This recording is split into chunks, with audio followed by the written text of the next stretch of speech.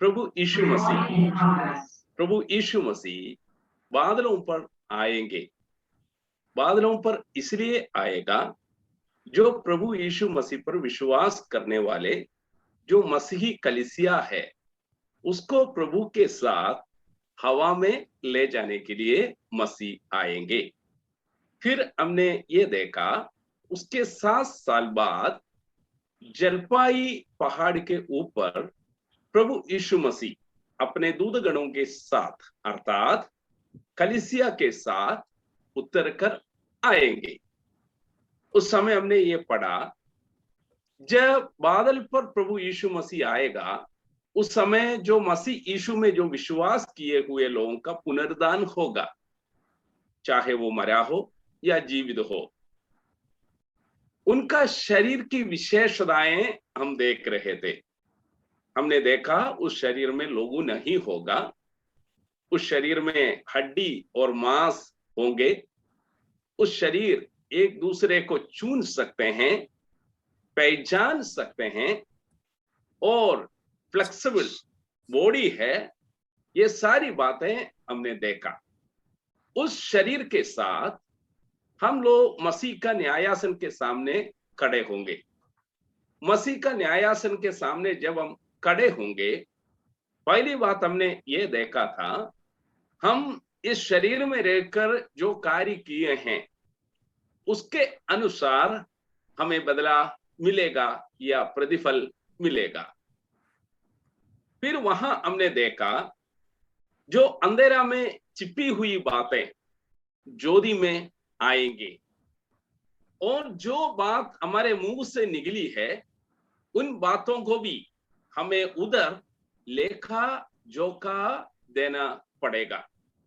फिर हम देख रहे थे कि मसीह के सामने जब हम खड़े होंगे, इस संसार में रहने का समय परमेश्वर ने जो वरदान परमेश्वर की कलीसिया की उन्नति के लिए हमें दिए हैं, कितना ईमानदारी के साथ अर्थात विश्वास योग्यता के साथ हमने इस्तेमाल किए हैं। हमारा धन दौलत, हमारा स्वास्थ्य, हमारा ज्ञान, हमारी संपत्ति, ये सारी चीजें किस प्रकार हमने विश्वास योग्यता के साथ इस्तेमाल की हैं, इसका लेखा जोखा वहां जरूर देना है। कल हम देख रहे थे आखिरी में परमेश्वर ने हमें एक मसीही मैदान में दौड़ में खड़ा कर रखा है। हम दूसरे के ट्रैक में जाकर दौड़ना गलत है। अपने ट्रैक में रहकर ही हम प्रथम स्थान पाने के लिए दौड़ना है। ये बात हम कल देख रहे थे। आखिरी में कल हमने देखा मसीह के सिंहासन के सामने 3 प्रकार के लोग खड़े होंगे। पहला हमने देखा लूत के समान। लूत बहुत कुछ कमाया, सारी संपत्तियां उसके पास था, लेकिन आखिरी में क्या हुआ? सब जल गया, रिहा हो गया, कोई फायदा नहीं रहा। फिर दूसरे लोगों के बारे में हमने देखा जो यीशु मसीह के साथ सूली पर लटकाया गया, उस डाकू के बारे में हमने विचार किया। आखिरी क्षण में उधार पाने वाले हैं, वे इस संसार में रहकर प्रभु के लिए कुछ नहीं कर पाए, उन्हें भी कोई प्रतिफल वहां नहीं मिलेगा। ऐसा भी एक झुंड वहां पर होंगे। तीसरा एक झुंड हमने देखा जो प्रेरित पौलुस के जैसा है, अच्छा प्रभु के लिए अच्छा दौड़ दौड़ी, उसने कई कार्य प्रभु के लिए किया है, उनके लिए धर्म का मुकुट वहां मिलेगा। इस बात को हम देख रहे थे। आज हम पढ़ने जा रहे हैं कि मसीह के सामने जब खड़े होंगे, सारी बातें खुलासा तो होगा ही, है ना, लेकिन कौन सा प्रतिफल हमें मिलने का है। मुझे मालूम है आज का जो आखिरी क्लास है, इस क्लास में जो सब्जेक्ट मेरे पास है ये 1 घंटे में समाप्त नहीं कर सकता, लेकिन जितना हो सके मैं सरल रीति से, प्रभु की इच्छा से सरल रीति से आपको बताऊंगा। हमें मिलने वाला प्रतिफल यह है, हेमराज जी जरा पढ़िएगा या कोई भी भाई, प्रकाशित वाक्य 22 अध्याय उसका 12वां आयत जरा पढ़िए। प्रकाशित वाक्य, रेवलेशन चैप्टर 22 वर्स 12, प्रकाशित वाक्य 22 का 12 जरा पढ़िए। देख मैं शीघ्र आने वाला हूं। प्रभु यीशु मसीह कह रहे हैं, देख मैं क्या करने जा रहा हूं, शीघ्र आने वाला हूं। और हर एक काम के अनुसार बदला देने के लिए प्रतिफल मेरे पास है। देखो प्रभु क्या कह रहे हैं, देखो मैं शीघ्र आने वाला हूं। हर एक व्यक्ति को प्रतिफल देने के लिए किसके पास है, मेरे पास है। प्रभु कह रहा है हमारा परमेश्वर के पास, प्रभु के पास जो कार्य हम इस संसार में प्रभु के नाम से किए हैं और कर रहे हो, उन सारी बातों के लिए हमें प्रतिफल देने के लिए उनके हाथ में है। इसका मतलब क्या है, मैं और आप कई लोगों का कर्जदार है, मैं और आप कई बातों का कर्जदार है ना। कई बातों के लिए हम प्रभु से भी कर्जदार है, लेकिन प्रभु किसी का कर्जदार नहीं है। प्रभु के हाथ में प्रतिफल है, वो हमें दे। एक और आयत भाई उनके साथ पढ़ी, यशायाह नबी की पुस्तक 40 अध्याय उसका 10वां आयत भी जरा पढ़िएगा। यशायाह नबी की पुस्तक 40 अध्याय उसकी 10वीं आयत जरा पढ़िएगा। वहां क्या लिखा है देखिए। देखो प्रभु यहोवा सामर्थ्य दिखाता हुआ आ रहा है, वह अपने भुजबल से प्रभुता करेगा। देखो जो मजदूरी देने की वह उसके पास है और जो बदला देने का है वह उसके हाथ में है। देखो जब प्रभु आएगा, प्रभु के हाथ में प्रतिफल है। साथ साथ यशायाह नबी कह रहे हैं उनके हाथ में मजदूरी है ना, मजदूरी है। इसका मतलब क्या है, मजदूरी किसको देते हैं, उसके लिए जो काम किए हैं उसको देते हैं, है ना। उसके पास बदला देने के लिए है, प्रतिफल है। अभी इन बातों को जब हम पढ़ेंगे, हम मसीह के न्यायासन के सामने खड़ा होने का समय किस प्रकार की मजदूरी या बदला हमें मिलेगा, मैं आपको बताना चाहूंगा रिवार्ड्स के बारे में जो हमें प्रतिफल मिलेगा। 2 शब्द इस्तेमाल किया गया है, अर्थात पहले ये बताऊंगा प्रतिफल हमें मुकुट के रूप में मिलेगा, क्राउन्स, क्राउन्स है। मुकुट शब्द के लिए अर्थात क्राउन शब्द के लिए जो नया नियम में, जो यूनानी भाषा में, ग्रीक भाषा में 2 शब्द इस्तेमाल किया गया है। उसमें जो पहला शब्द यह है स्टेफानोस, यह शब्द इस्तेमाल किया गया है। स्टेफानोस का मतलब यह है जो गुस्ती लड़ने वाले लोग होते हैं, गुस्ती लड़ने वाले आपके पंजाब में बहुत है ना। कभी कभी मैं देखता हूँ यूट्यूब में गुस्ती लड़ने का, है ना।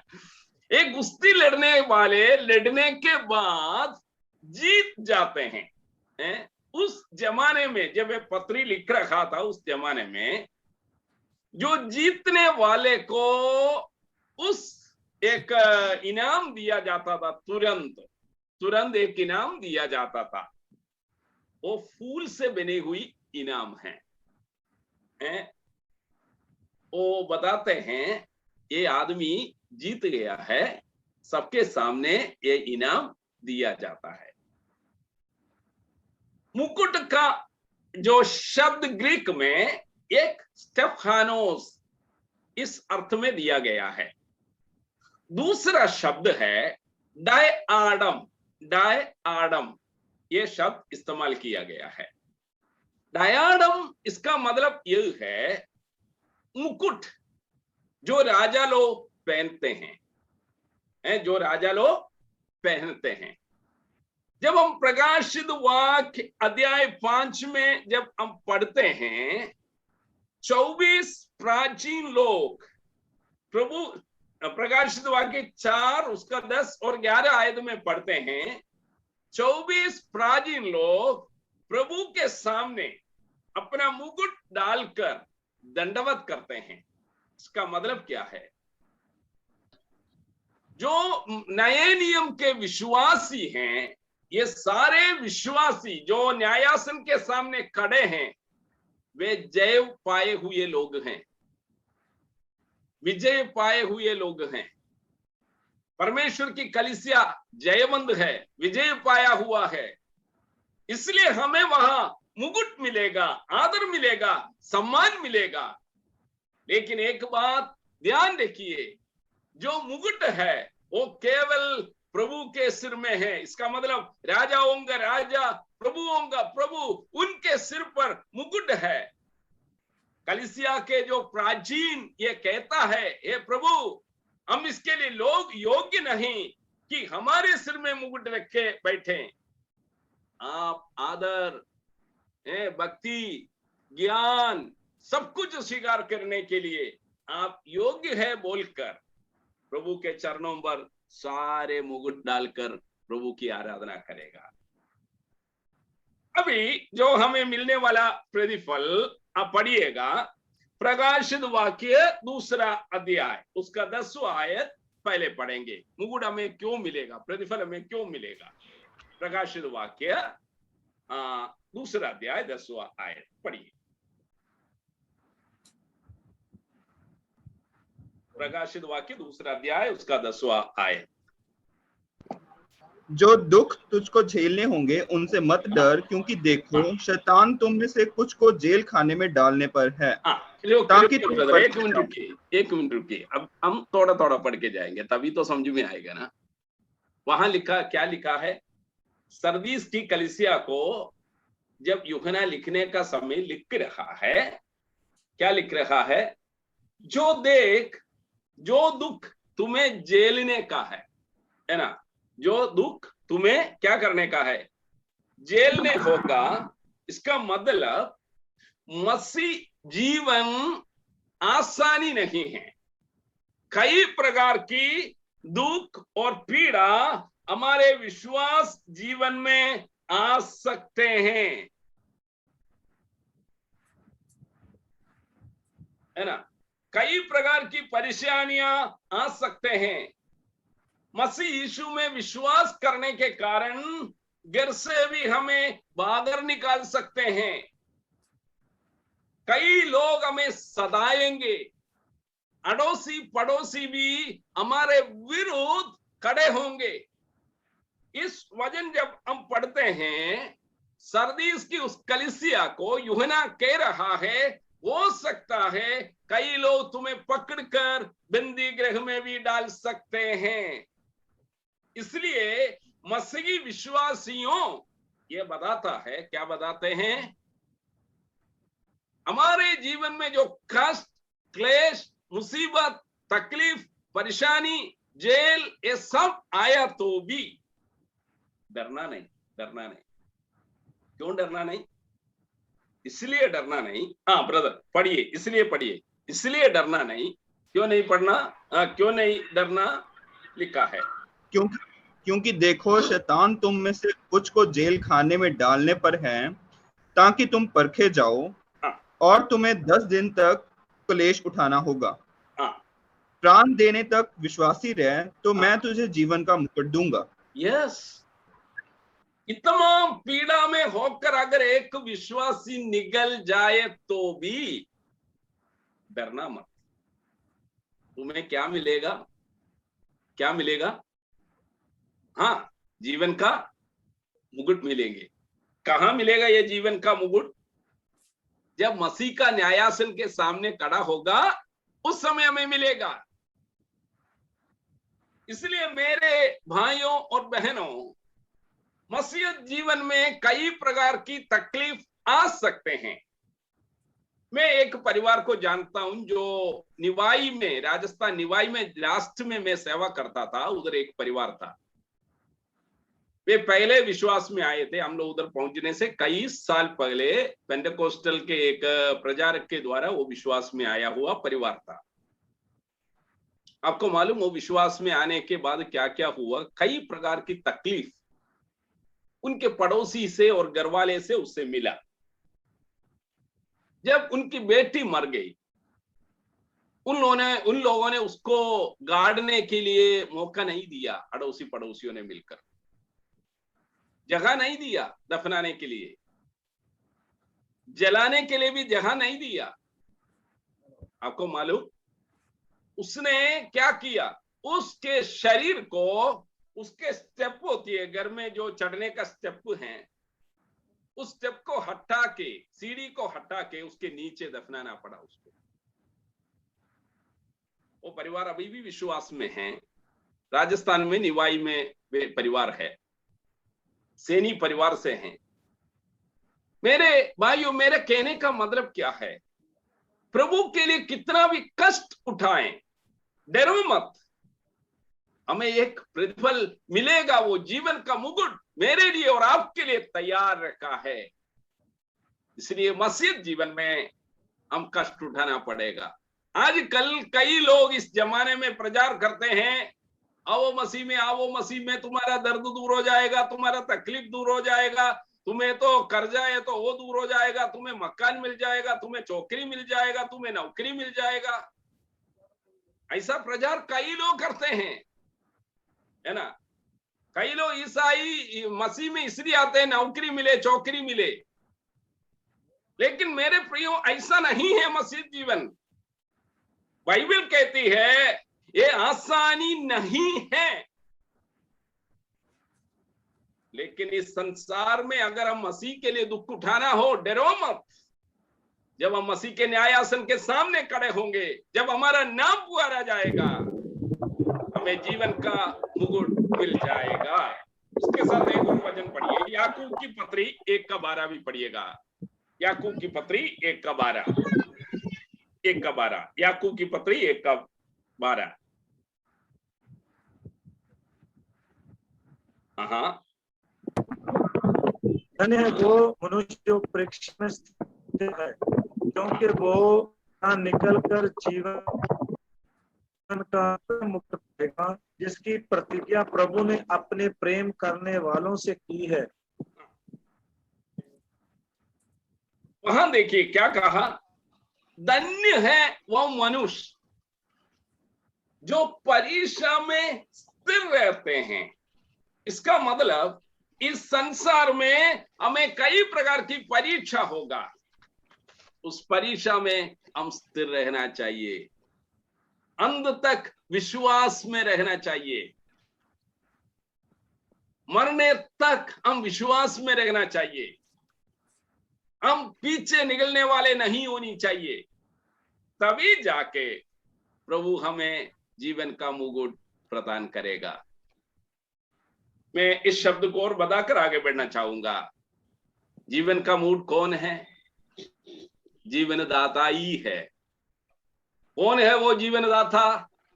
प्रभु यीशु मसीह है। इसका मतलब यह है, संपूर्ण रीति से प्रभु यीशु मसीह को हम पाएंगे, हम यीशु के समान होंगे। अभी दूसरा जो मुकुट है, दूसरा तीमुथी 4 उसका 7 और 8वां वचन, कल हमने एक शब्द में देखा, इसलिए पढ़ने की जरूरत नहीं, जो लिखने वाला लिख सकते हो। दूसरा तीमुथी 4 के 7 और 8 उधर लिखा है, धर्म का मुकुट। ये प्रेरित पौलुस ने कहा, मैं अच्छी कुश्ती लड़ चुका हूं, मैंने अपनी दौड़ पूरी कर लिया है, मैंने विश्वास की रखवाली की है। अब मुझे उस मुकुट को मिलेगा जो धर्म का मुकुट। इसका मतलब क्या है? प्रभु के लिए अच्छी कुश्ती करना है ना। उपदेश के लिए, परमेश्वर का वचन का उपदेश के लिए अच्छी कुश्ती करना है। अपनी दौड़ प्रभु के लिए पूरा करना है। विश्वास में हम अटल रहना है, तभी हमें मिलेगा कौन सी मुकुट? धर्म का मुकुट हमें मिलेगा। ये धर्म का मुकुट जो है किस चीज से बनाते हैं? हाँ जॉनसन भाई, कौन सी चीज से बनाते हैं धर्म का मुकुट? सोना से या चांदी से या बहुमूल्य पत्र से, या लोगा से, या ईंट से, या लकड़ी से? किससे बनाते हैं मुकुट? परमेश्वर का वचन कहता है इन कोई चीजों से नहीं है, कोई धर्मी नहीं है, एक भी नहीं है, लेकिन एक धर्मी है असल रूप से, वो है प्रभु यीशु मसीह। उस धर्मी प्रभु यीशु मसीह को पूर्ण रीति से हम पाएंगे अगर हम प्रभु के लिए अच्छी कुश्ती लड़ा हो। धर्म का मुकुट प्रभु हमें रखा है, प्रभु के न्यायासन के सामने रखा है। मेरे असीसों, जीवन का मुकुट हम पाएंगे, धर्म का मुकुट हम पाएंगे। तीसरी मुकुट यह है, पहला कुरिन्थी पढ़िएगा 9वां अध्याय उसकी 25वां आयत। पहला कुरिन्थियों अध्याय 9 उसकी 25वां आयत। वहां लिखा है कौन सी मुकुट और हमें मिल सकते हैं, वो किसको मिल सकते हैं? देखिए, हर एक पहलवान सब प्रकार का संयम करता है, और वे तो एक मुरझाने वाले मुकुट को पाने के लिए ये सब करते हैं, परंतु हम तो उस मुकुट के लिए करते हैं जो मुरझाने का नहीं। देखिए भाई, इस संसार में रहकर जो चीज इस्तेमाल करते हैं या कुश्ती लड़ते हैं, मेहनत करते हैं, उनको भी मुकुट मिल तो जाएगा, है ना? लेकिन उनको कौन सी मुकुट मिल जाएंगे? मुरझाने वाला मुकुट मिल जाएगा। लेकिन मसीह के लिए जीने वालों को कौन सी मुकुट मिल जाएगा? इसका मतलब आपका धन आपने प्रभु की सेवा में इस्तेमाल किया, है ना? आपका जो स्वास्थ्य प्रभु की सेवा में इस्तेमाल किया, आपको जो टाइम है वो भी प्रभु की सेवा में इस्तेमाल किया, प्रभु की महिमा के लिए। आपका घर प्रभु के दासों के लिए खोल के दिया, है ना? जो कार्य आपने प्रभु के लिए किया है उसके लिए हमें प्रतिफल मिलेगा। इसका मतलब हर एक विश्वासियों को यह प्रतिफल पा सकते हैं, है ना? नौकरी करने वालों को भी ये प्रतिफल मिलेगा। क्यों? आप नौकरी करके पैसा कमाते हो, उसमें से एक अंश आप प्रभु की सेवा में इस्तेमाल करते हो। आपका घर में प्रभु की सेवा के लिए मौका देते हो, उन लोगों के लिए भी इस मुकुट मिलेगा। कौन सी मुकुट? मुरझाने वाला नहीं। संसार का सारे मुकुट, सारी चीजें मुरझाने वाला है, लेकिन मेरे अजीजों, हमें जो मिलने वाला मुकुट जो है वो कभी मुरझाने वाला नहीं है। Praise the Lord. धर्म का मुकुट हमें मिलेगा, जीवन का मुकुट हमें मिलेगा, और हमें मिलने वाला मुकुट जो है मुरझाने वाला नहीं। संसार के इतना लोग रहते हैं, यहाँ बड़े बड़े सेठ लोग रहते हैं, अंबानी रहते हैं, टाटा बिरला सब है, बहुत बड़े बड़े लोग हैं, आपके पंजाब में भी है, बहुत सारे लोग हैं। लेकिन दुनिया के सारे इंसान मुरझाने वाला मुकुट पाने का समय जो मसीह विश्वासी हैं, चाहे वो गरीब हो, चाहे अमीर हो, पढ़ा लिखा हो, अनपढ़ हो, काला हो, गोरा हो, हिंदुस्तान का हो, पाकिस्तान का हो, किधर का भी हो, उन्हें मिलने वाला जो मुकुट है वो कौन सी मुकुट है? मुरझाने वाला नहीं। Praise God. हम कितना धन्य हैं मेरे विश्वासियों। कई बार हम ये सोचते हैं, यार मैं निर्बल है, मैं कमजोर है, मैं लाचार है, मैं कीड़ा हूं, मैं मकुड़ा हूं। अक्सर इतवार के दिन प्रभु के सामने खड़ा होकर कलीसिया में लोग बोलते हैं, मैं उस कीड़ा में, उस कीचड़ में पड़ा था। ठीक है भाई, पड़ा तो था, ठीक है, लेकिन प्रभु ने तुम्हें बचा लिया ना। हाजी भाई साहब, मैं कुकर्मी हूं, अधर्मी हूं, ये सारी बातें बोलते हैं, लेकिन प्रभु पर विश्वास करने से प्रभु ने हमें कितनी आशीष दी है, इन दिनों में हम देख रहे थे। फिर भी हम बोलते हैं हम कमजोर है। कौन सी कमजोर है भाई?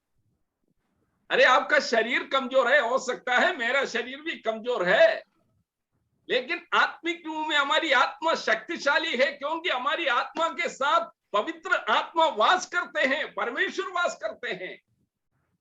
यस, इसलिए हम धन्य हैं। अभी चौथी बात यह है, पहला थिस्सलुनीयों दूसरा अध्याय 19वां आयत। पहले थिस्सलुनीयों दूसरा अध्याय उसका 19वां आयत। कौन सी मुकुट और हमें मिल सकते हैं? आप देखिए।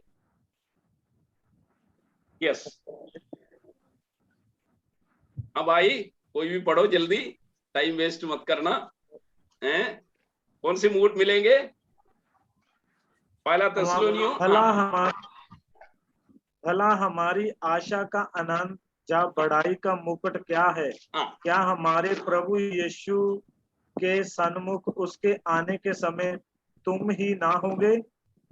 यस, आनंद और बढ़ाई का मुकुट है ना। आनंद और बढ़ाई का मुकुट किसको मिलेगा?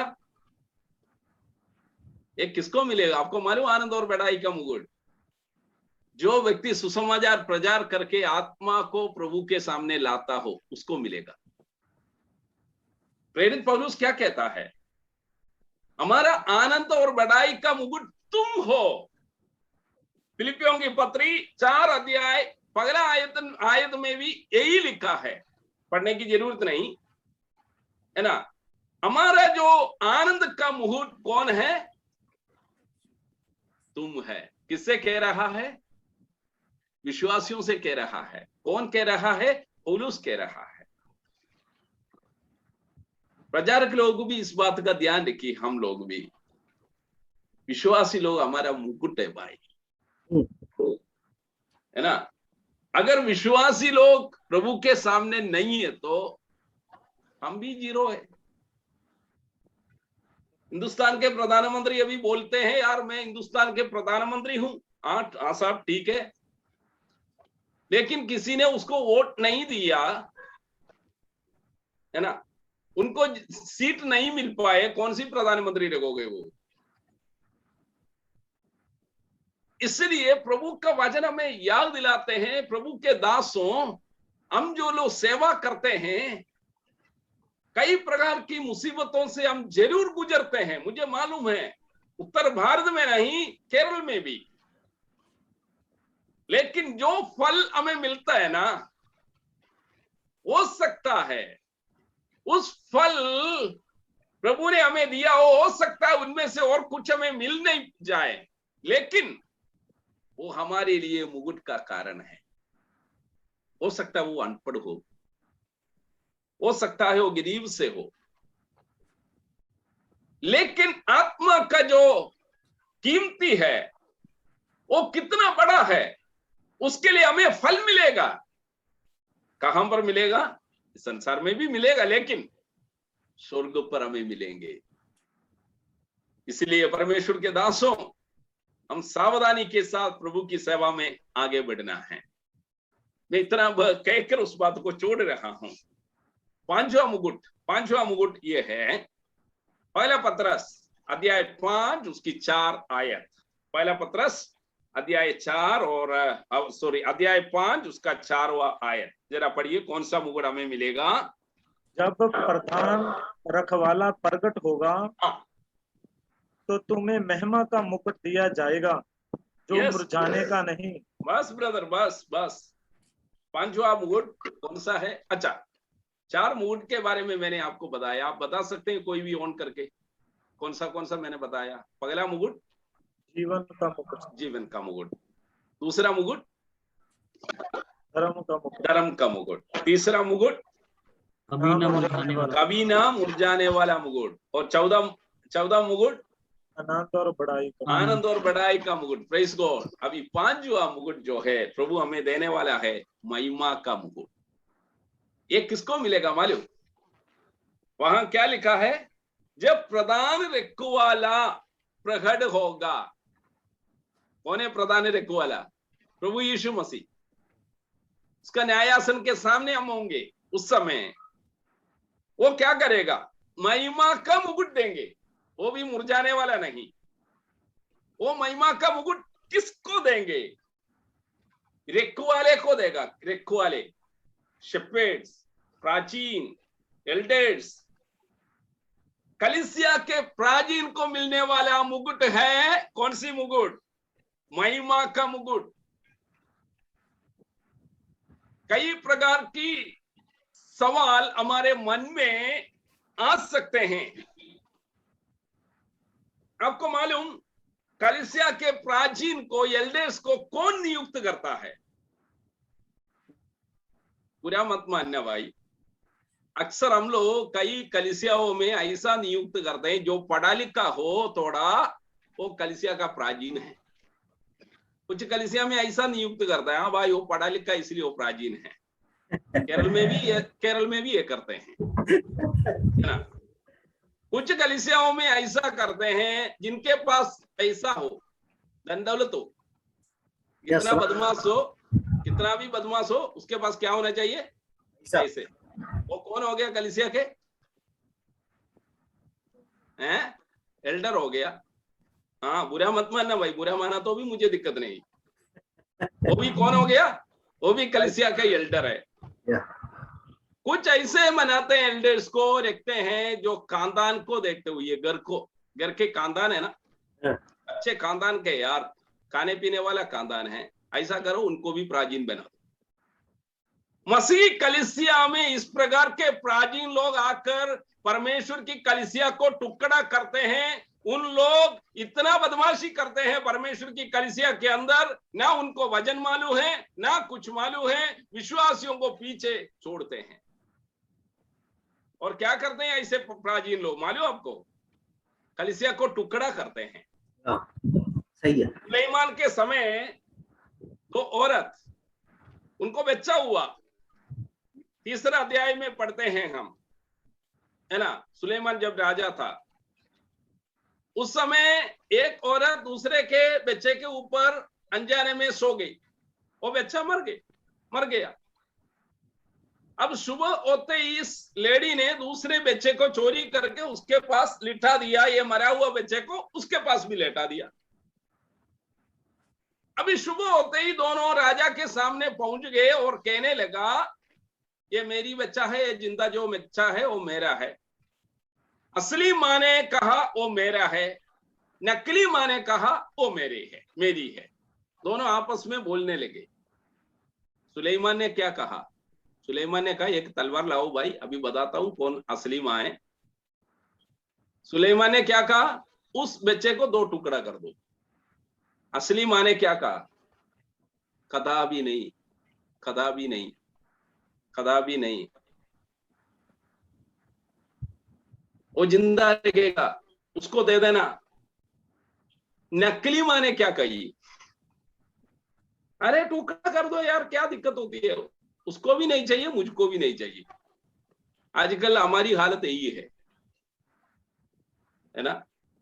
कई कलीसिया के अंदर फूट लाकर कलीसिया को टुकड़ा करके इस कलीसिया से 2 भाई ले जाकर रेडीमेड असेंबली बना रहे हैं। आपको कपड़ा चाहिए, आप सीधे जाइए रेडीमेड की दुकान में कपड़े ले आ सकते हैं। ऐसा है आजकल विश्वासी लोग भी। ठीक है भाई, मैं ज्यादा बोल रहा नहीं हूं, बंद कर रहा हूं इधर। लेकिन इस बात को जानिए, फिर प्राचीन को किसको बना रहे, कौन रख रहे हैं कलीसिया में? 3 आयत आप पढ़ना जल्दी। 1 कुरिन्थियों 12 का 28, पहला कुरिन्थियों 22 का 28 में लिखा है, 12 का 28 28। परमेश्वर नियुक्त करता है किसको? प्राचीन को। और परमेश्वर ने कलीसिया में अलग अलग व्यक्ति नियुक्त किए हैं। बस ब्रदर मैं बताऊंगा, आप लिखते जाओ। परमेश्वर नियुक्त करता है। पिता परमेश्वर अपने कलीसिया में वरदान दे रखा है, उस वरदान में आता है प्राचीन। कल हमने देखा था वरदान किस लिए दिया जाता है, एफेसियों की पत्री 4 से हम पढ़े थे। कलीसिया की उन्नति के लिए है। कलीसिया की उन्नति करने वाले में पहला नंबर है प्रचारक, दूसरा नंबर है प्राचीन। इसलिए प्राचीन को कौन नियुक्त करता है? पिता परमेश्वर। दूसरा वचन आप पढ़ना, अभी पढ़ना नहीं, लिख देना। एफेसियों 4:10 में लिखा है, 10 और 11 में, मसीह यीशु नियुक्त करता है, मसीह यीशु। तीसरा वचन ये है प्रेरितों का काम 20 उसका 28वां आयत में लिखा है, पवित्र आत्मा नियुक्त करते हैं, पवित्र आत्मा नियुक्त करते हैं। परमेश्वर की कलीसिया में इस प्रकार की प्राचीन और प्रचारक होना जरूरी है। हर एक विश्वासी आत्मा में भरपूर होकर जीना जरूरी है। इस प्रकार अगर हम परमेश्वर के वचन के अनुसार जिए, तभी वहां जाकर महिमा का मुकुट पाएगा। अन्यथा ये मत सोचना भाई मेरे को मुकुट मिलेगा, मैं जाकर रिक्वाला हूं। कौन सी रिक्वाला हूं? कुछ नहीं मिलेगा। स्वर्ग में तो जाएगा, उधार तो पा लिया ना इसलिए, लेकिन वहां कुछ मिलेंगे सोच के मत जाइएगा, पहले सुधरना जरूरी है। प्राचीन का जिम्मेवारी 1-2 आयत और पढ़कर मैं बताऊंगा, उसके बाद आगे बढ़ूंगा। यशायाह नबी की पुस्तक 40 अध्याय उसका 11वां आयत जरा देखिए। यशायाह नबी की पुस्तक 40 अध्याय उसका 11वां आयत। चरवाहे का जिम्मेवारी क्या है? वहां लिखा है, वो चरवाहे के समान अपने झुंड को चराएगा। देखिए, चरवाहे के समान किसको चराना चाहिए? वो अपने झुंड को चराना चाहिए। खुद चरने से कोई मतलब नहीं रहा है, खुद चरने से कोई मतलब नहीं रहा। किसको चराना है? झुंड को। फिर क्या लिखा है? भेड़ों के, पढ़िए, वह भेड़ों के बच्चों को अखबार में लिए रहेगा। यस, और दूध। भेड़ों के बच्चों को कहाँ लेंगे? वो अपनी गोद में, हाथ में। ये चरवाह का जिम्मेवारी छोटा नहीं है, प्रचारकों का जिम्मेवारी छोटा नहीं है, ये विश्वासियों आपका जिम्मेवारी छोटा नहीं है। फिर लिखा है, क्या लिखा है? यस, पढ़िए। दूध पिलाने वालों को धीरे धीरे से चलाएगा। दूध पिलाने वाले भेड़ हैं, उसको धीरे धीरे चलाएगा, दौड़ाएगा नहीं, भगाएगा नहीं। आप कलीसिया में नहीं आया तो मेरे को क्या है ऐसा पूछेगा नहीं। अरे तुम जा रहे तो जाओ भाई, ऐसा बोलेगा नहीं, है ना? कितना बड़ा जिम्मेवारी प्रभु ने सौंपा है। उल्पत्ति पुस्तक 31 अध्याय। कौन सी किताब है ये? उल्पत्ति, जेनेसिस, पहला जो किताब है उसका 31वां अध्याय 31, 38 से लेकर 40 तक पढ़िए, 38 to 40। वहां क्या लिखा? याकूब लाबान से, अपना ससुर जी से कुछ कह रहा है।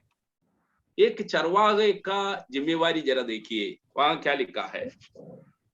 इन 20 वर्षों तक मैं तेरे पास रहा, इनमें ना तो तेरी भेड़ बकरियों के गर्भ गिरे और ना तेरे मेढ़ों का मांस मैंने कभी खाया। यस, उसके बाद जिसे बेनौले जंतुओं ने फाड़ डाला, उसको मैं तेरे पास ना लाता था, उसकी हानि मैं ही उठाता था। देखो, ये याकूब लाबान से कह रहा है, ए भाई 20 साल तक मैं तुम्हारे साथ रहा, 6 साल में आपके भेड़ बकरियों को संभाला, मैंने उस मेढ़ों को खाया नहीं, मेरी आंख से नींद भी चली गई, रात को मतलब आराम से सोया नहीं, उनका रखवाली करता रहा, चाहे सर्दी में हो, गर्मी में हो, बारिश में हो, उन भेड़ बकरियों का रखवाली में किया करता था। मेरे विश्वासियों, हमारा जिम्मेवारी कितना बड़ा है। बस हम तो आराम से सो जाते हैं भाई, रात को सोना है, जरूरी सोना है। बस 10-15 रोटी खाने के बाद आराम से कराटे लेते हैं, है ना? एक प्राचीन और एक प्रचारक का मुसीबत छोटी नहीं है ब्रदर्स, हमें मालूम है ना। उनके लिए कितना ध्यान रखना पड़ता है, उनके लिए कितना प्रार्थना करना पड़ता है। उनके साथ सहयोग कितना करना पड़ता है, कितना कोऑपरेट करने के बावजूद भी कुछ लोग अपने प्राचीनों को निकम्मा समझते हैं। लेकिन मेरे विश्वासियों, डरो मत, हमारे लिए एक मुकुट है। वो मुकुट कौन सा है?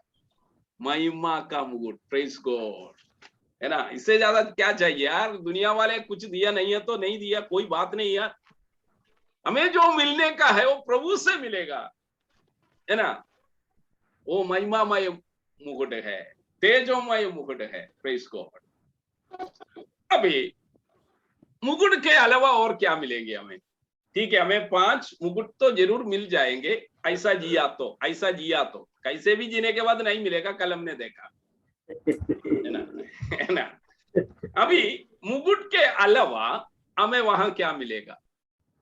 क्राउन्स के अलावा और क्या मिलेंगे? जरा पढ़ेंगे। पहला कुरिन्थियों 15 अध्याय 40 और 41वां आयत। पहला कुरिन्थी 15 उसका 40 और 41 पढ़िए। स्वर्गीय देह है और देवी है, परंतु स्वर्गीय देहों का तेज और है, और पार्थिव का और है।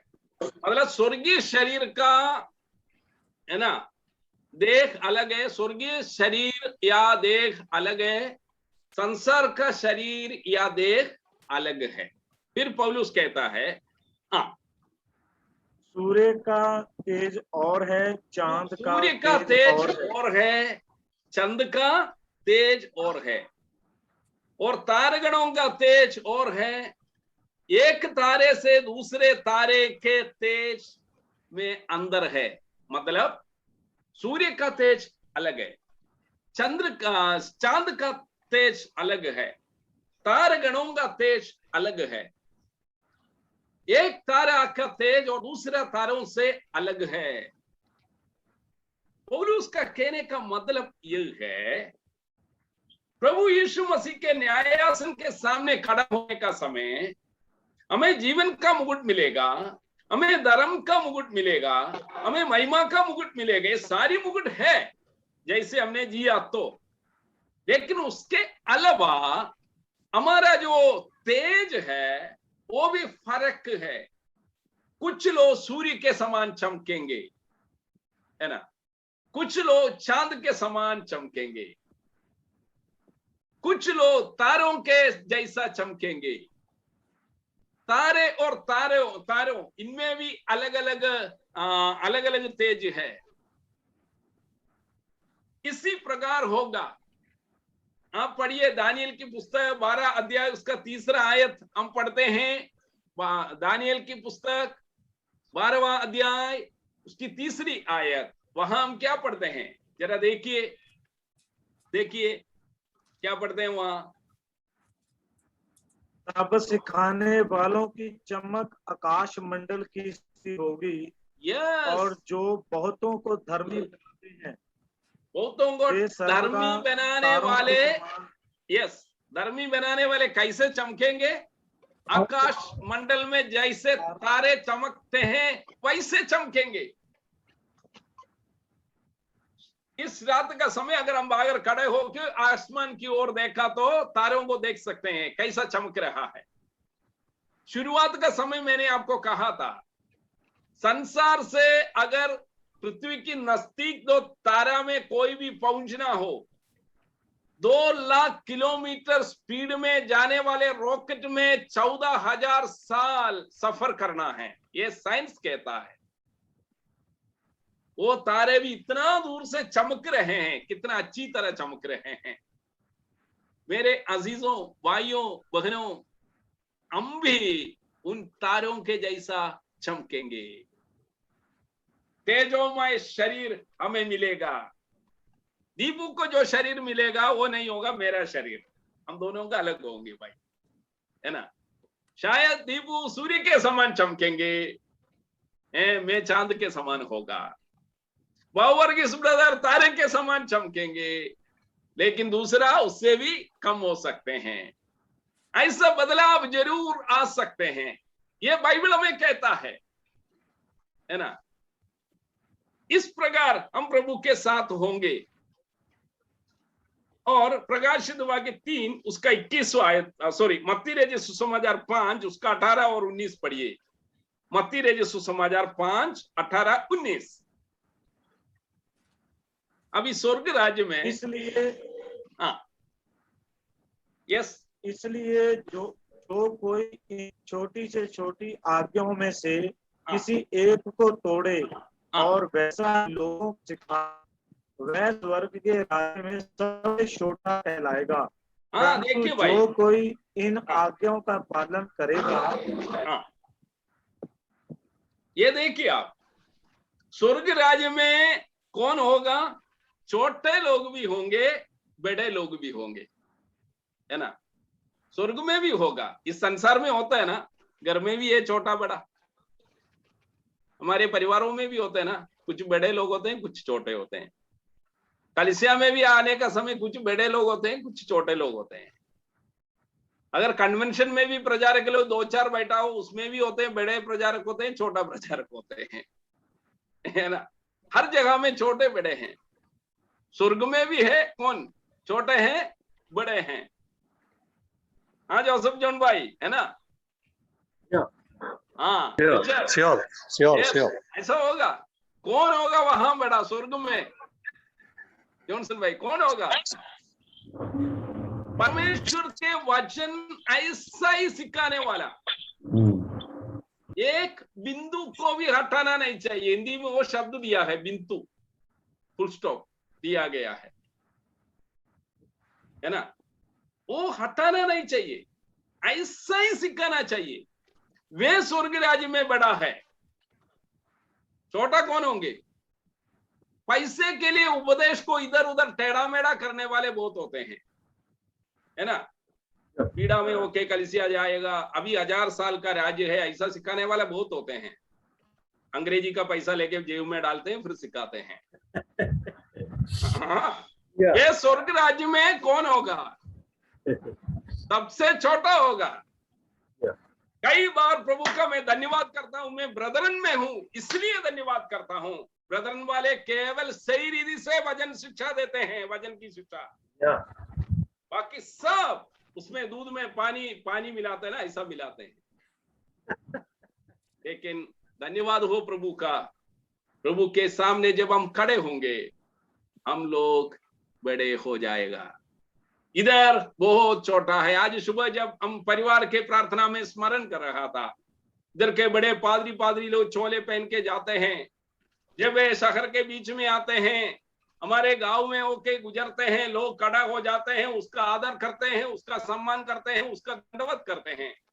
हम बेचारे प्रचारक लोग सड़क में जाते तो कोई ज्यादा देखता ही नहीं है। सही है, बिल्कुल सही है, ठीक नहीं। लेकिन चोले पहनते ही वो बड़ा हो गया, हमसे अच्छा पहन के जाता है, फिर भी देखता नहीं है, कई बार छोटा समझते हैं हमें। प्रेज गॉड, यहाँ वे बड़े हैं, वहां पर हम बड़े हैं। यहाँ 60 या 70 साल वे बड़े होंगे, लेकिन वहां हम युगानुयुग तक सबसे बड़ा होगा। Praise God, very good. हम कितना महान लोग हैं, प्रभु ने हमें कितना बड़ा बना दिया है। अब तीसरी बात यह है, उसमें मुकुट के अलावा प्रकाशित वाक्य 3:21 जरा देखिए, हमें और क्या आशीषें मिल सकते हैं। प्रकाशित वाक्य 3:21, जो जय पाए मैं उसे अपने साथ अपने सिंहासन पर बैठाऊंगा। हाँ, बस जैसे बस, मैं बस इतना काफी है, बाकी आप घर में पढ़ना। जो जय पाएगा वो कहां पर बैठेगा? अपना सिंहासन के साथ, प्रभु के सिंहासन के साथ हम बैठेंगे भाई। हाँ, अभी सवाल भी आएगा आपके पास, अनम्यूट करना 1-2 लोग। जब पतरस ने ये सवाल पूछा, मत्ती रचित सुसमाचार 19 अध्याय उसकी 22 से लेकर हम पढ़ते हैं 27 और 28 उधर लिखा है। पतरस ने यह सवाल पूछा यीशु से, हे प्रभु यीशु, हमने सब कुछ छोड़ के आपके पीछे आया है, अभी हमें क्या मिलेगा? कई बार हम भी ये पूछते हैं ना। आप सोच लीजिए जरा, पतरस ने क्या छोड़ा था? फटे कपड़े, पुराना फटा हुआ जाल, और उनका पुराना डूबने वाला नाव था, छोटा वाला, मछली पकड़ने के लिए इस्तेमाल करता था, बहुत पुराना था वो छोड़ दिए। फिर पतरस का कहना क्या है? अरे यार, हमने सब कुछ छोड़ के आपके पीछे हो लिए। इसका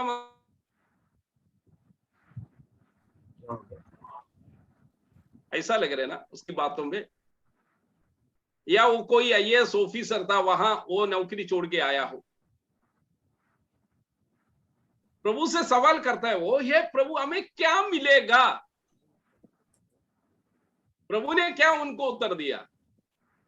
वहां लिखा है, जब परमेश्वर अपनी महिमा की सिंहासन पर बैठेंगे, उस समय तुम लोग भी मेरे साथ सिंहासन पर बैठकर इस्राएल के 12 गोत्रों के ऊपर न्याय करेगा। ऐसा ही लिखा है ना? है? अरे भाई जरा सोच लीजिए आप, ये फटे जाल, फटे नाव और फटे कपड़ा ये सब छोड़ के आया हुआ इस आदमी अभी किनके साथ सिंहासन पर बैठेंगे? प्रभु के साथ। कब बैठेगा? महिमामय सिंहासन में जब प्रभु बैठेगा। सवाल इस बात की है, मुझे जानना चाहिए पिछले दिनों में आपने क्या पढ़ा। प्रभु कब महिमामय सिंहासन में बैठेगा? कोई भी बताइए। प्रभु कब महिमामय सिंहासन में बैठेगा? महिमा की सिंहासन में प्रभु कब बैठेगा? अनमुट करके कोई भी बोलिए भाई। बोलेगा नहीं, कोई नहीं जाने। फिर क्या पढ़ाया था मैंने पिछले दिनों में? न्याय करने के सामने। न्याय का सिंहासन के सामने नहीं भाई, वो हम कलीसिया होगा। महिमामय सिंहासन पर प्रभु कब बैठेंगे? यरूशलेम के समय, जब यहोशापात की तराई में आएंगे। वेरी गुड कुलविंदर है। प्रेज गॉड कुलविंदर भाई। जब प्रभु यीशु मसीह यहोशापात तराई में अपना सिंहासन रखेगा, मत्ती रचित सुसमाचार 25 मैंने साफ दिन से पढ़ाया था, वो सिंहासन है महिमामय सिंहासन, है ना?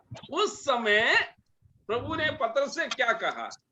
तुम लोग भी महिमामय सिंहासन में जब मैं बैठूं, उस समय मेरे साथ सिंहासन में बैठोगे। और किसका?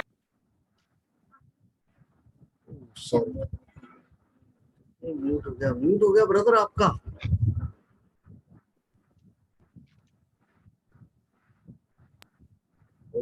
या सही है। मतलब जब प्रभु यीशु मसीह महिमामय सिंहासन में बैठेगा, मतलब यहोशापात तराई में बैठेगा, उस समय पतरस से कह रहा है तुम लोग भी सिंहासन में बैठोगे। वहां हम देखते हैं प्रभु यीशु मसीह 1000 वर्ष राज्य में प्रवेश करने का समय, ये चेले लोग भी इस्राएल 12 गोत्रों के ऊपर न्याय करेगा। वो स्वर्ग में नहीं न्याय करेगा, फिर किधर करेगा? इस संसार में करेगा, है ना? इसलिए आप रिकॉर्डिंग अच्छी तरह बाद में सुनना ताकि आपको और समझ में आए। तो प्रभु का कहना क्या है? हमें क्या मिलेगा? मतलब हम प्रभु के साथ बैठकर राज करने का अधिकार, हक चेलों को मिलेगा। हमें क्या मिलेगा? विश्वासियों को क्या मिलेगा? प्रेरित पौलुस इस बात को कहता है, क्या तुम जानते नहीं हम लोग भी दूसरों का न्याय करेगा। पहला कुरिन्थियों 6:2 या 3 जरा पढ़िएगा। पहला कुरिन्थियों 6:2 या 3, आए 2 और 3।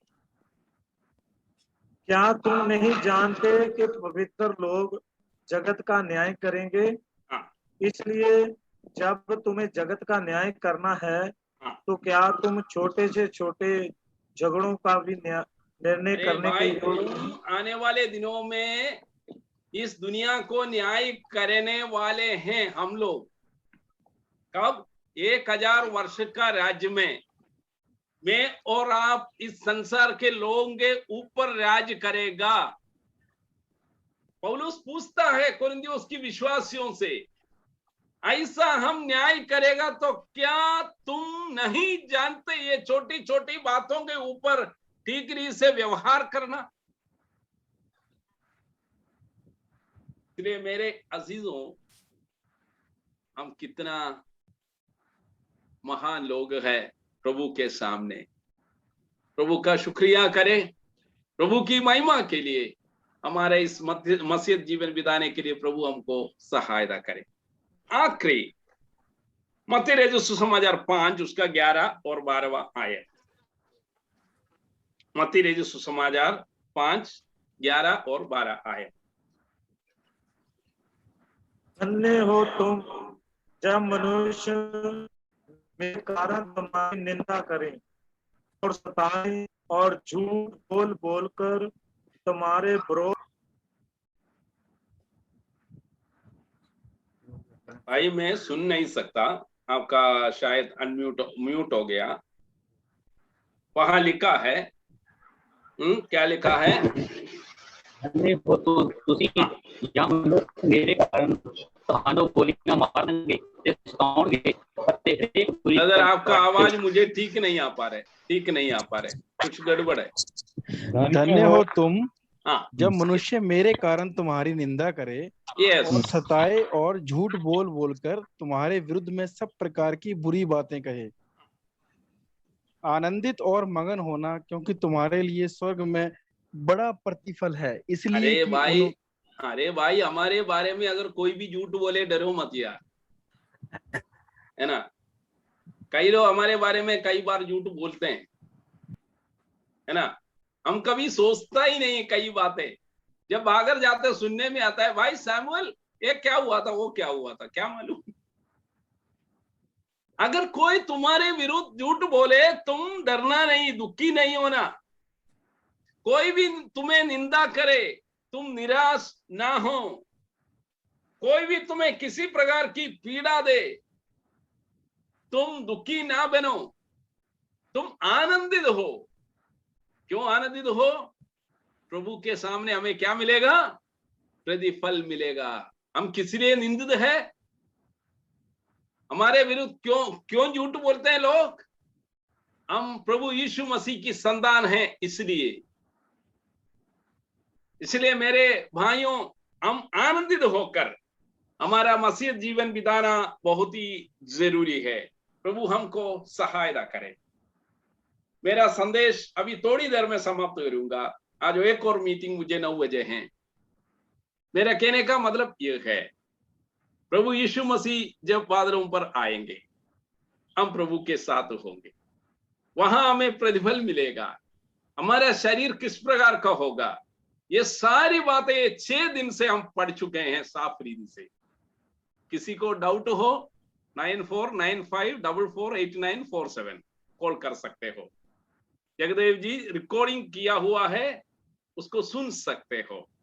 हम परमेश्वर के लिए अपना जिंदगी इस संसार में बिताकर जयवंत मसीह जीवन बिताने के लिए प्रभु हमें सहायता करे।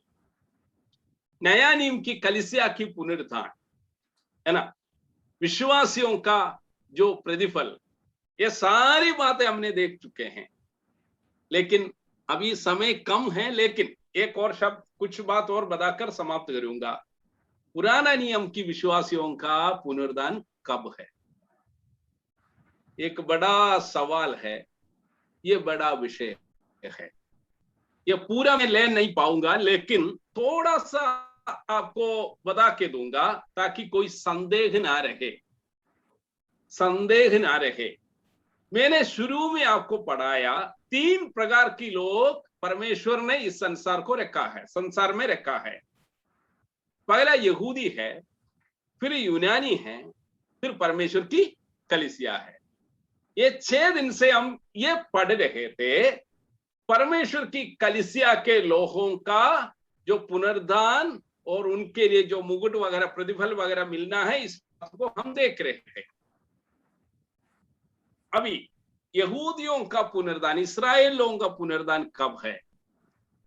परमेश्वर का वचन साफ रीति से हमें बताते हैं, जब प्रभु यीशु मसीह कलीसिया के साथ जलपाई पहाड़ के ऊपर उतर के आएगा, उस समय पुराने नियम के विश्वासी लोग पुनरुद्धान होगा। जब परमेश्वर की कलीसिया को लेने के लिए प्रभु बादलों पर आएगा, उस समय पुराने नियम के विश्वासी कदापि पुनरुद्धान नहीं होगा। लेकिन जब परमेश्वर की कलीसिया के साथ प्रभु जलपाई पहाड़ के ऊपर उतर कर आएंगे, उस समय पुराने नियम का विश्वासियों का पुनरुद्धान होगा। जब मैं ये शब्द कहा, आपके अंदर कई प्रकार की डाउट होगा, मुझे मालूम है। एक एक वचन लेकर आपको पढ़ाना बहुत जरूरी है, लेकिन 5 मिनट और लेकर मैं उसको थोड़ा सा शक आपको दूर करके दूंगा। परमेश्वर जब इब्राहिम को बुलाया था, इब्राहिम को जब बुलाया, परमेश्वर ने उनको क्या कहा?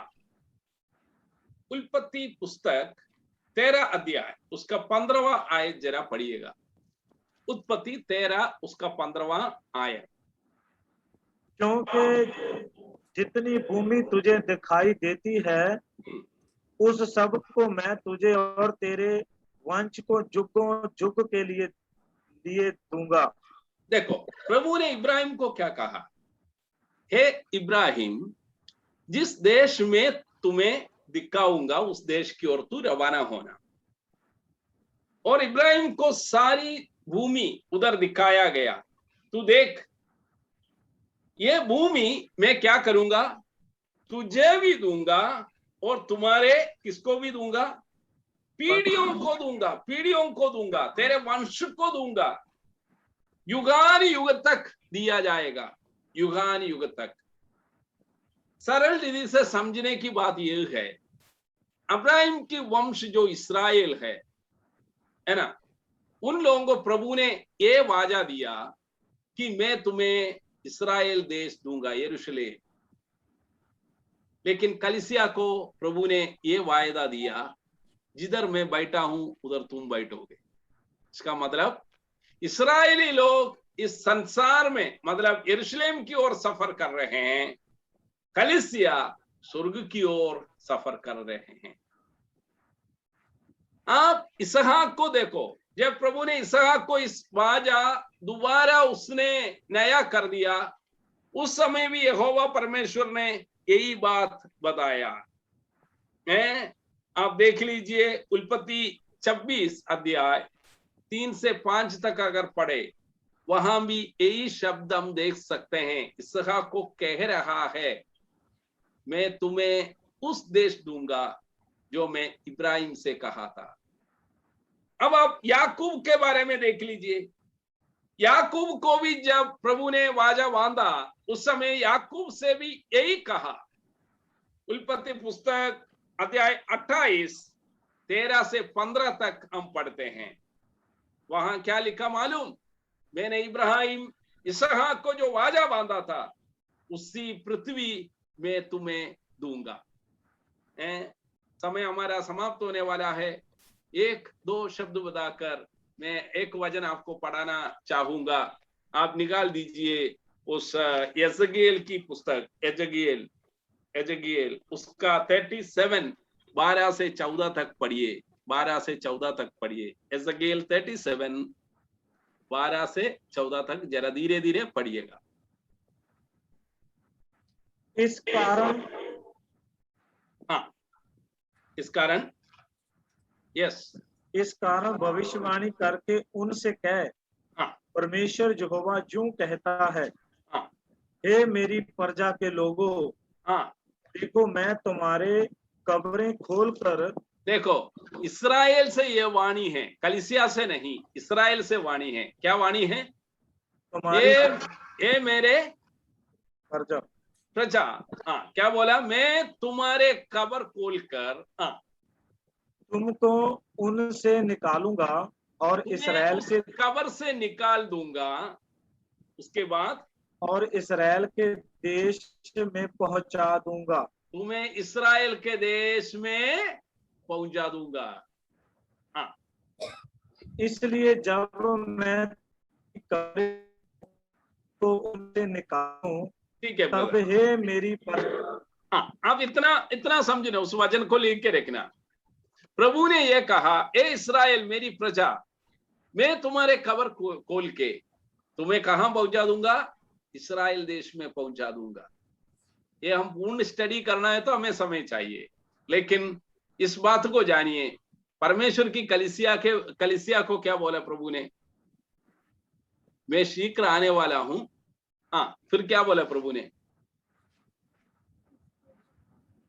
एक के काम के। हाँ, जिधर मैं बैठा हूं उधर तुम बैठोगे। प्रभु जिधर बैठा हुआ है स्वर्ग में है, उधर हमें बिठाएगा।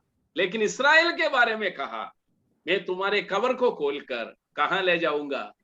इस्राएली देश में, मतलब 1000 साल की राज्य में ले जाऊंगा। आप अगर जब समय मिलेगा, दानियल की पुस्तक 12 अध्याय भी पूरा दिल लगा के पढ़िए, पूर्ण रीति से समझ में आएंगे आपको। पीड़ा के बाद पुराना नियम के विश्वासियों का पुनर्दान होगा। मैं इसलिए कहा, मेरे प्रिय भाइयों, पुराना नियम के विश्वासियों से भी कितना महान लोग हैं हम लोग, नया नियम की कलीसिया, है ना? हम कितने महान हैं। प्रभु ने हमें कितना बड़ा बना दिया है। जब प्रभु आएगा, उस प्रभु के साथ हम बैठेंगे। हम सूर्य के समान, चांद के समान, तारों के समान चमकेंगे, सिंहासन पर बैठेंगे, उनके साथ राज करेंगे, अनंत काल हम उनके साथ होंगे। सारे मसीह विश्वासी, सारे विश्वासी मिलकर नए यरूशलेम में हम प्रवेश करेंगे। कितना धन्य है हम, उस प्रभु का वचन का प्रचार करते हुए, उसका वचन का पालन करते हुए। आइए हम हमारा मसीह जीवन बिताने के लिए प्रभु मुझे और आपको आने वाले समय इस्तेमाल करे। प्रभु की नाम की महिमा हो, स्तुति हो। जो अवसर महिलपुर असेंबली ने तो दिया है, उसके लिए प्रभु के दास और परिवार और कलीसिया से मैं बहुत शुक्रगुजार हूँ। प्रभु आपको सबको आशीष दें। मेरी टूटी फूटी हिंदी आप लोग सुन लिए, धन्यवाद। 15 साल हो गया मैं राजस्थान से इस केरल में आकर, लेकिन प्रभु ने जो अवसर देता है, मैं धन्यवाद के साथ, प्रार्थना के साथ सबके साथ मिलता हूँ। प्रभु हमें सहायता करे। हमें मालूम नहीं आज रात प्रभु आएंगे नहीं आएंगे, आज रात हम इस इधर से गुजर जाएगा नहीं जाएगा, हमें मालूम नहीं। अगर प्रभु के आगमन में देरी है तो और भी हम आपस में मिलेंगे, कभी कभी टेलीफोन भी कीजिएगा। प्रभु हम सबको आशीष दे। आपके प्रेम के लिए धन्यवाद करते हैं। प्रभु सब भाई बहनों को, हर एक प्रभु के दासों को, आदरणीय प्रभु के सेवकों को प्रभु आशीष दे। प्रभु की नाम की स्तुति हो। आमीन। Thank you brother, thank you बहुत बहुत। सारे खासकर मैं बहुत धन्यवाद करता। आज का जो हमारा गैदरिंग था जो अच्छे नंबर में था, मैं जल्दी से बोल के जाना चाहता हूँ। दुबई से हमारे साथ जुड़े हैं कई विश्वासी लोग, आज चेन्नई से हैं, केरला से हैं, और रोपड़, फिरोजपुर, हरियाणा, राजस्थान, अबोहर, फाजिल्का, होशियारपुर, महलपुर, जलंधर, इनका आज बहुत से जगह से। मैं सोच रहा था अगर एक हफ्ता और कंटिन्यू करें तो पूरे इंडिया से लोग ये देखेंगे कि प्रभु कब आएगा और हम तैयार है कि नहीं। बहुत से गहरी गहरी बातें सुनने को मिला। खासकर हम धन्यवाद करते हैं। और एक प्रेयर रिक्वेस्ट है भाई जगदेव के लिए, इन्होंने बहुत अच्छा एक कार्य शुरू किया था इसका, और आगे भी आने वाले दिनों में भी नौजवानों के लिए। और खासकर मैं भाई को कल मिलने गया था, भाई थोड़े से अस्वस्थ हैं। आप लोग भाई के और सिस्टर के दोनों के प्रार्थना में याद रखिएगा। और उन्हें मिलेगा। माहलपुर और जो भी इर्द गिर्द हैं सेवकों से भी निवेदन है, जब तक हम बातों करते रहेंगे हमें मिलना भी चाहिए। तो हम कल मिले थे और कोई बहुत अच्छी याद आता है कि जब हम मिलते हैं हम बहुत खुश रहते हैं। अब आत्मिक बात नहीं, ज़्यादा हमें एनकरेजमेंट मिलता है। तो कल हम बहुत खूब हंसे। बाइबल में लिखा है कि सदा आनंदित रहो, मैं फिर कहता हूँ आनंदित रहो। कुछ कुछ बातें जो सच्चाई मालूम लगता है हमें बहुत आनंद होता है। इसलिए आइए हम आखिरी प्रार्थना करके आशीष प्रभु से मांगे। हमारे बीच में भाई बाबू वर्गीस हैं जो प्रभु की सेवा करते हैं, केरला से हमारे बीच में हैं। मैं उन्हें निवेदन करूंगा कि वो प्रार्थना में अगुवाई करें। जो lead in closing brother Babu Varghese. Thank you. मैं एक छोटी सी गीत गाऊं। हम गाएंगे, बहुत आशा की गीत है।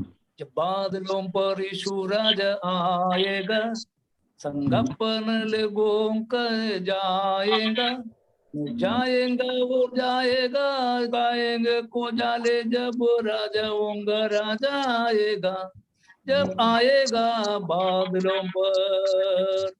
हमारा प्रभु यीशु मसीह जब बादलों पर आएगा हमें अपना संग ले जाएंगे। हमारा जीवन में जो कुछ मुसीबत, तकलीफ, दुख, क्लेश जो आते हैं, उस समय हमारा मन में जो आशा प्रभु ने हमको दिया गया है, एक दिन हमारा प्रभु यीशु मसीह बादलों पर आएगा।